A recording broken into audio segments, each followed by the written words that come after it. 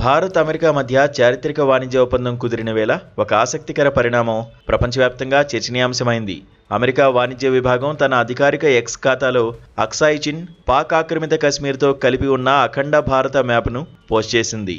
దశాబ్దాలుగా ఈ ప్రాంతాలను వివాదాస్పదంగా చూపిస్తూ వచ్చిన అగ్రరాజ్యం మొదటిసారిగా మొత్తం జమ్మూ కాశ్మీర్ను భారత్లో అంతర్భాగంగా చూపిస్తూ మ్యాప్ను విడుదల చేయడం దౌత్య వర్గాల్లో ప్రకంపనలు సృష్టించింది.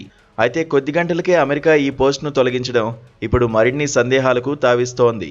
ట్రంప్ ప్రభుత్వం ఈ మ్యాప్ను ఉంచినప్పుడు ఇది భారత్కి ఇస్తున్న వ్యూహాత్మక మద్దతుగా చాలామంది విశ్లేషకులు భావించారు. ముఖ్యంగా చైనా, పాకిస్తాన్లతో అమెరికా సంబంధాలు దెబ్బతింటున్న తరుణంలో భారత్ ప్రాదేశిక సార్వభౌమత్వానికి ఇది ఒక సింబాలిక్ ఆమోదం అని నెటిజన్లు సంబరపడ్డారు. గతంలో ఎప్పుడూ లేని విధంగా విభజన రేఖలు లేకుండా మొత్తం ప్రాంతాన్ని భారత్ మ్యాప్లో చూపించడం అమెరికా విదేశాంగ విధానంలో వచ్చిన మార్పుగా భావించారు.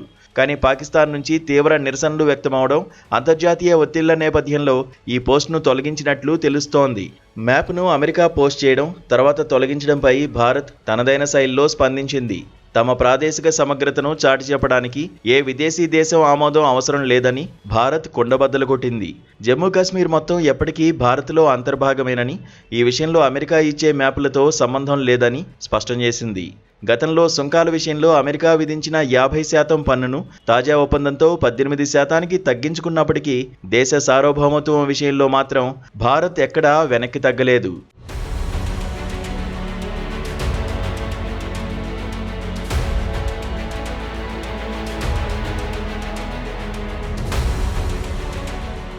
అమెరికా ఈ పోస్ట్ను ఎందుకు తొలగించిందన్న దానిపై వాషింగ్టన్ నుండి ఎలాంటి అధికారిక వివరణ రాలేదు.